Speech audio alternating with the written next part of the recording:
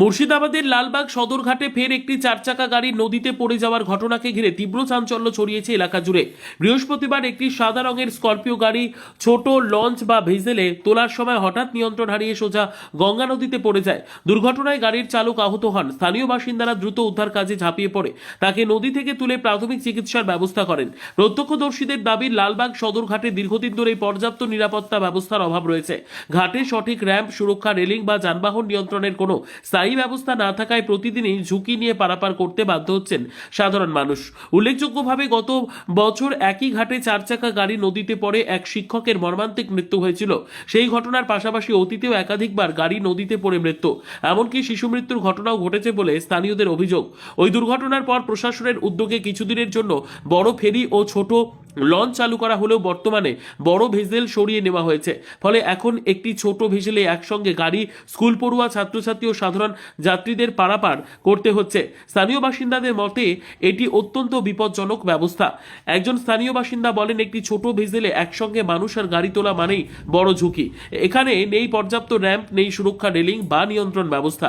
প্রশাসনের নিয়মিত নজরদারি ও স্থায়ী সমাধানের জরুরি। দুর্ঘটনার পর ঘাটের কর্মী ও স্থানীয় মানুষজন মিলিতভাবে গাড়িটি নদী থেকে তোলার চেষ্টা চালান। তবে প্রশ্ন উঠছে, আগের মর্মান্তিক দুর্ঘটনার পরেও কেন ঘাটের নিরাপত্তা ব্যবস্থা জোরদার করা হলো না?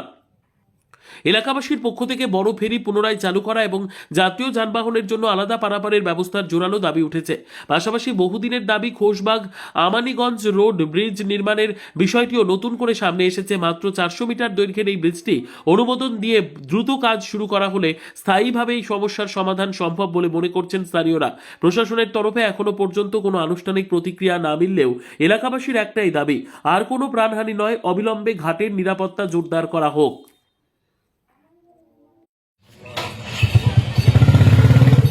আজকে আমরা বিগত দিনে দেখেছি যে সদরঘাটে হামেশাই, এটা আপনারা প্রত্যেকে জানে, রিপোর্টার জানে, পুরো আমাদের পশ্চিমবাংলাবাসী জানে যে এই সদরঘাটে হামেশাই গাড়ি পড়ে যায়।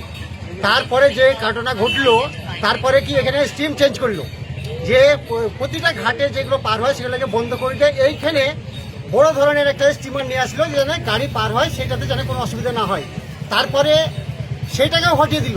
তারপরে যে একটা ছোট করে পার করছে, তাতে হামেশাই এরকম এই ধরনের ঘটনা ঘটছে। এবং যে নৌকাতে স্টুডেন্ট পার হয়, সেই নৌকাতে কি করেছে তারা এই গাড়ি চাপায়, আর তারপরে কি ধরনের এই ধরনের ঘটনা ঘটে। এর প্রতিবাদে আমরা এই ঘাটকে আমরা মানে এই চার চাকা বন্ধ করতে এবারে নিষেধ করবো আমরা, যে এই ঘাটে যেন চার চাকায় পার না হয়। হামেশাই হচ্ছে এই ঘাটে, কেন হবে?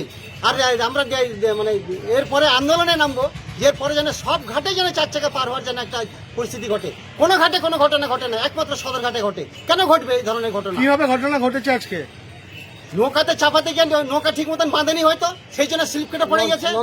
লঞ্চে চাপতে গিয়ে পড়ে গেছে। ছোট লঞ্চে যে এদের লঞ্চে যে এত সিস্টেম, তার সাথে কি করে নৌকা থেকে লঞ্চ থেকে পড়ে? কেউ নিহত হয়েছে? হ্যাঁ, কেউ নিহত হয়েছে? কেউ মারা গেছে? হয়েছে, একজন হয়েছে নিহত। একজন মারা গেছে? না না না, মারা যায়নি একজন। হ্যাঁ, একজন মারা যায়নি। হ্যাঁ, একজন আহত হয়েছে। ড্রাইভার। আচ্ছা, এই ঘাটে পার হতে কত টাকা নেয়? এই ঘাটে পার হতে 150 টাকা করে। প্রতিটা ঘাটে যেখানে 100 টাকা নেয় ম্যাক্সিমাম। যেমন সদর ঘাটে 80 টাকা চার্জ, আর এই ঘাটে 150 টাকা। আমরা অনেকবার বলেছি যে ঘাটে কিন্তু রেটটা একটু কমাতে হবে। হ্যাঁ, তা সত্ত্বেও এরা রেট কোনো কমাবার পরিস্থিতি নেই। ব্যবসার মুনাফার জন্যই কি এরা সব হ্যাঁ, ঘাট বন্ধ নিশ্চয়ই করে দিয়েছে? ব্যবসার মুনাফার জন্য এই ঘাটে 150 টাকা করে চার চাকার পার নিচ্ছে, এবং প্রতিটা ঘাটকে সতর্ক করে দিচ্ছে যে কেন চার চাকা যেন পার না করে। এদের সরকারিভাবে কোনো রকম লিফলেট দেখানো নেই চার চাকার, এবং এরাও দেখাতে পারেনি, কি বলবে? এটা এবারে বেআইনি কাজ। সরকারি রিপোর্ট অনুযায়ী যে এরা লিস্ট করেছে, সেই লিস্ট কেন টাঙানো হচ্ছে না? এই লিস্ট অবশ্যই আমাদের টাঙানো দরকার, এবং চার চাকা পার হওয়ার জন্য এই রেট আমাদেরকে কমাতে হবে। এরা কি দুর্নীতিগ্রস্ত, সেই কারণে কি এরকম করছে? না, দুর্নীতিগ্রস্ত সেটা আমরা বলতে পারছি না। এই ঘাটের দেখভালের দায়িত্ব কে রয়েছে? এই ঘাটের দেখভালের দায়িত্ব ইনারাই আছে, সেটা তো আমরা। হ্যাঁ, এই ঘাটের দেখভালের দায়িত্ব মানে এখানকার ঘাট পারে যারা গার্জেন আছে তারাই আছে। হ্যাঁ, এরা এবার নাম তো সবার জানা নেই আমাদের। হ্যাঁ, অনেকেই থাকে আমাদের। আপনার নাম? আমার নাম মুস্তাকিম শেখ, ডাহাপাড়া গ্রাম পঞ্চায়েত। আপনি কি করেন? আপনি? আমি ড্রাইভিং করি। চার চাকায় পার করেন? চার চাকায় আমিও ড্রাইভিং করি। আচ্ছা, তো এই ঘাটে এই যে ছোট নৌকায় যেটা ছোট স্টিমারে পার হয়, বলছেন স্টুডেন্ট পার হয়, সেই স্টুডেন্ট পারের নৌকোতে আপনাদের যে বড় গাড়ি 4 চাকা চাপানো হচ্ছে, এতে আপনাদের কতটা সমস্যা হয়? এতে প্রচণ্ড সমস্যা হয়। প্রশাসনের সুবিধা হয়েছিল, প্রশাসন বলেছিল যে যে নৌকাতে স্টিমারে স্টুডেন্ট যাবে সেই স্টিমারে কোনো 4 চাকা পার হবে না, হ্যাঁ খালিতে যাবে। স্টুডেন্ট যখন যাবে তারা স্টিমার ওটাই যাবে, কিন্তু 4 চাকা চাপবে না। তার সত্ত্বেও কিন্তু এই ঘটনা ঘটছে, সেটাও মানা হচ্ছে না কেন? হ্যাঁ। যে ছোট জলাধারের ছোট লঞ্চটা, এটা কিন্তু ওই 4 চাকা পার হওয়ার জন্য নয়, কিন্তু ওরা কেটে 4 চাকা পার করছে, খুব রিস্কি। এতে স্টুডেন্ট চাপছে, 4 চাকা চাপছে, এটা আর এরকম ঘটনা হামেশাই ঘটছে এখানে। এর আগে অনেক লোক মারা গেছে, মারা গেল, কিন্তু সরকার এত কিছু করে তো সুরাহা ঠিকঠাক হচ্ছে না।